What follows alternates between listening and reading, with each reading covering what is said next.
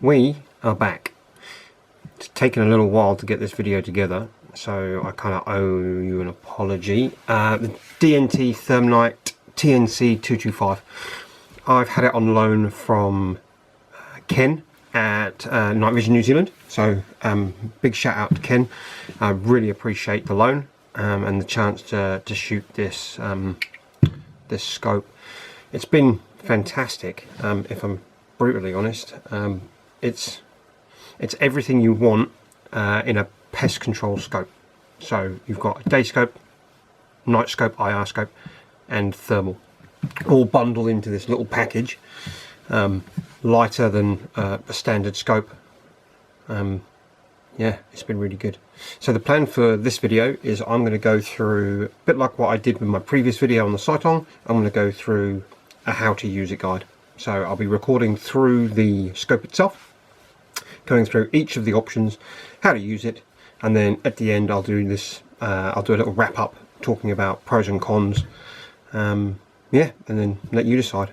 So let's get into it. Okay, the DNT ThermNight TNC 225. I'm just going to go quickly round the scope so you can see what she's made of. So you've got 4 options buttons up here, power button. These two flick between your day, your night, and your thermal options, and we'll go through those when I start doing the video through the scope. IR torch along the side here with a changeable head, so you can exchange that. You've got day and night scope at the top, thermal, both with focus rings up top, here and here. And then on the back side, you've got a pick rail for in case you want to add anything, and then you've got a rubber cap with a Type-C plug-in underneath, so you can charge and you can download footage. Cool. Let's get into looking through the scope and going through the options.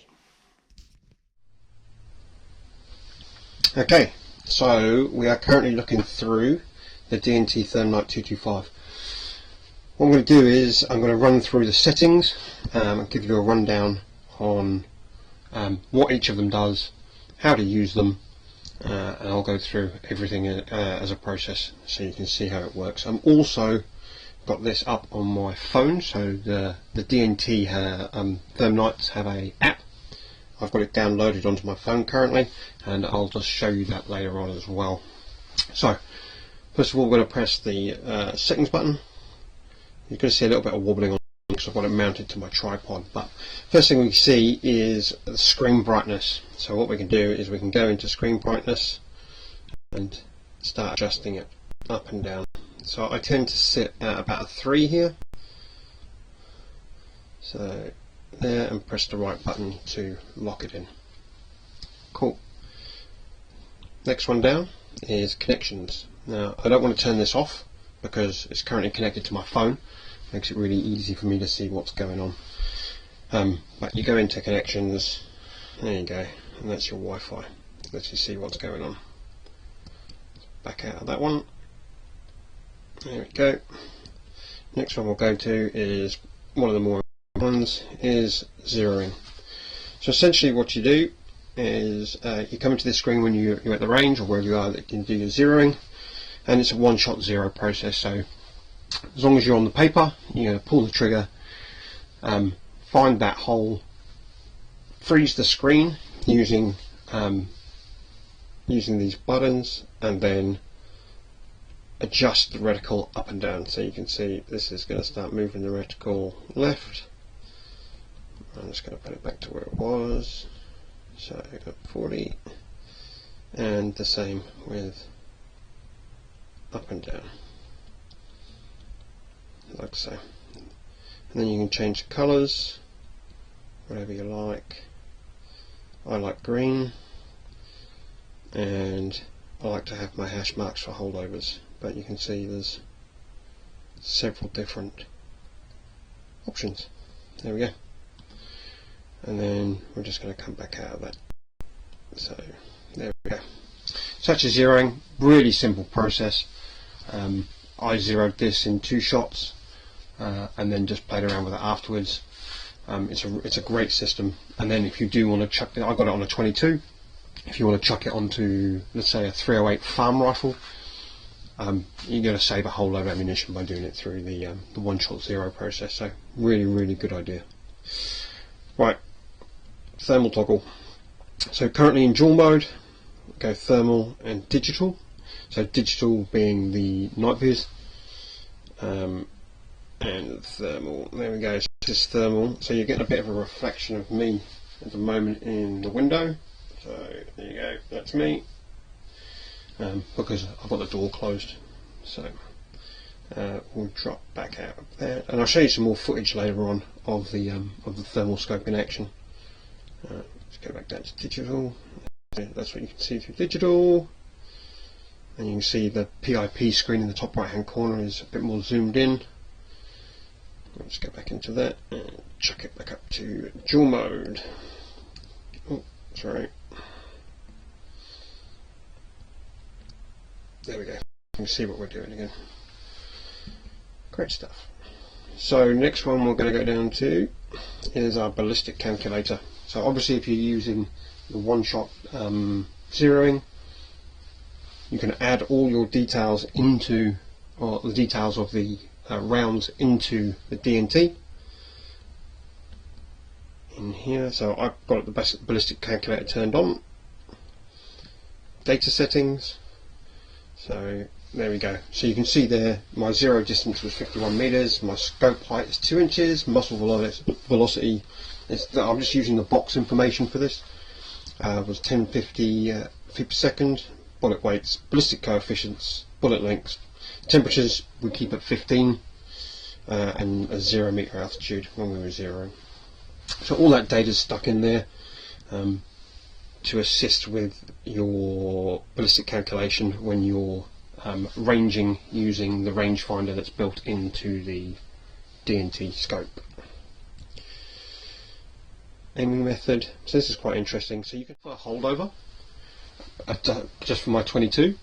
So essentially what's going to happen is I'm going to press the rangefinder. Rangefinder is going to give me 100 meters, and then it's going to give me a second reticle, a second point of impact further down the reticle, so it shows me where to hold over, and then I just hold on that crosshair, that second point of impact, and pull the trigger, which you should see in some videos later on. The other option is dial-in. So what it's going to do, it's going to move the whole screen, so you just hold on the crosshair. I don't like it because it jumps the screen around a little bit too much for me. I just prefer the holdover. Nice and simple. Cool. Let's back down to image enhancement. So I run enhanced just because I think the scope's actually got some really good clarity. So by running in the enhanced mode, just makes everything nice and clear for me. As you can see through the picture at the moment, those rocks are sitting out at about 800-900 meters from where I am at the moment, and you can see they're nice and clear out there. And I'm looking through a door as well, and it's raining, so the clarity through this scope is fantastic. You can go natural mode. There we go, and you can just see it just drops the colour out just very slightly. Yeah, I definitely prefer enhanced mode. Let's go back to that. There we go. Trying to stop this from wiggling around too much. Okay, next, imaging mode.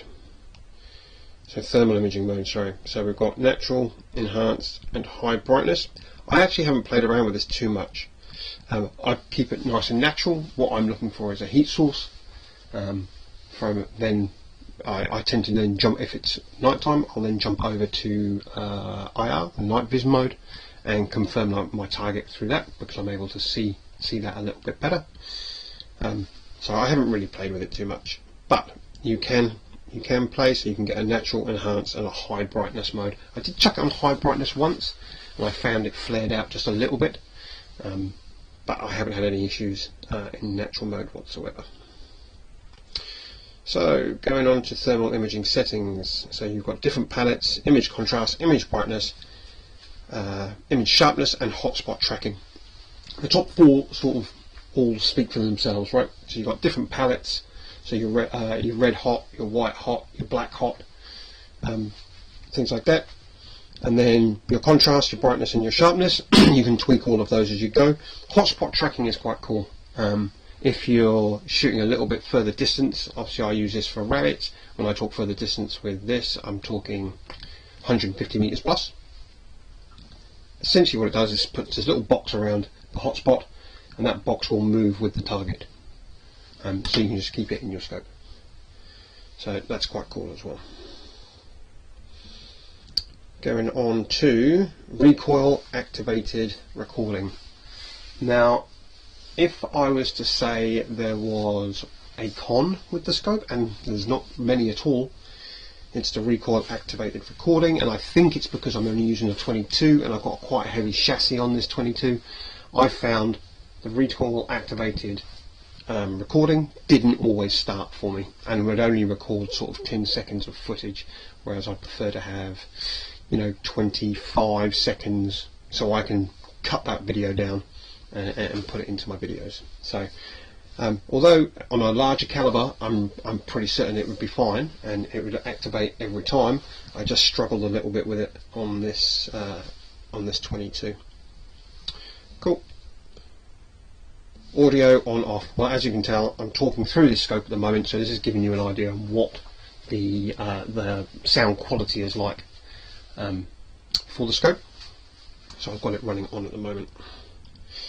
Function settings: IR torch type, auto power off, loop recording, PIP position, gyroscope, ranging units. All kind of speak for themselves, but we'll run through them. Right, IRL, IRV, so you can jump on, here you go. You can select the IR torch type according to the type of torch you've got, so I'm using the internal torch. Auto power off, I tend not to run power off. I don't want it to auto off. I'll turn it off as I go. Loop recording, so currently I run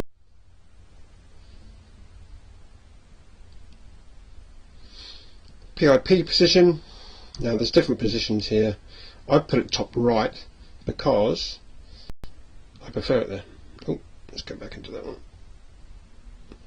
You can have left and center. Some people center. The problem I find with that is when I'm looking for a target, it gets in the way. So I tend to chuck it. Oh, I tend to chuck it in the top right hand corner. Up there. There we go. Onto the gyroscope, so you can calibrate the gyroscope. Just tells you where the rifle's nice and level when you're shooting. Probably better for longer range or competition shooters. And I've got it running on. And then we've got ranging units. I use meters. It's just what I prefer. Cool. System settings. There's a few in here. So reticle display. Obviously we want the display on. Screen shifting, so you can move the screen around and then resave. I think this helps when you're doing your zeroing, but we're not going to play with that. Keep it as is. There we go. Timestamp on or off. I like a timestamp, as you can see in the bottom right hand corner. Date time, you can have it on, you can have it off, it's up to you. Language settings obviously speak for themselves. I do not want to format the card or format the scope, because that's going to reset it and get rid of all the videos I've got stored. All the default settings, I'm not going to go into that because no mind like I'll accidentally press something and lose everything that I've got saved. Available storage, let's see if we can see total storage currently 23, so 24 gigs total. and available storage is 14.38 gigs. I use this quite a lot, and I've got a lot of videos stored on here at the moment. So, and version, so there you go, it tells you what firmware option you're using, and the Wi-Fi. Cool, and then we're back up to screen brightness. So that is pretty much the run through of how to use it. You know, that's going to give you all your settings. You can go through, adjust everything you need to get this thing shooting really, really well. I mean, I think you can see as the clarity at the moment at that 800-900 meter mark out on those rocks out there. I mean, that's a long way out, and we're 5 times zoom at the moment. It really is. It's bloody good. So, you know, you can play with that and play with those zooms and look in and look out. And switch her over to thermal, night vision, and day. So, I mean, you've got an all-round scope here that covers all times of day and night, and it's been a game changer for my shooting, my pest control shooting. I've loved it. So, yeah, that's where we're at. I'll do a little bit more on some of the functions on the outside, so you can see the buttons and what they do. But, cool. Well, I hope that's been helpful, and yeah, we'll catch you on the next one. Cheers. Okay, let's wrap this video up. Let's talk about the DNT ThermNight 225R, currently retailing in New Zealand for $2,699 from Night Vision New Zealand. Go and give Ken a shout. He'll tell you all you need to know, help you out, and be able to sell you this product. What we're getting for that money, we're getting digital day scope, night scope with IR, thermal scope, you're getting a laser rangefinder, and you're getting built-in ballistics, all in one little package, and that thing only weighs 600 grams, 640 grams I believe. Fantastic. Cons, very, very minimal. If it was going to be anything, it's the eye relief. It's slightly tight for me. Would that make me not want to shoot it? Absolutely not. It's not enough for me not to want to use this product. It is bang on for what I do for pest control. It's exactly what I need. Being able to jump between thermal, night vision and day at a flick of a switch, all at the fingertips. Very intuitive to use. It's top drawer. Really, really impressed, and I'm a bit gutted I've got to give it back. So thanks again, Ken, for letting me use it. It's been fantastic. What's next? Don't know. Let's hope I might be able to get the 335, give that a whirl, and be able to compare the differences between the two. Other than that, that's it. We're going to wrap up there. Thanks very much for watching. Like and subscribe. I'm still trying to build this this channel up to try and bring you some more gear reviews when I can. And until next time, we'll catch you then. Cheers.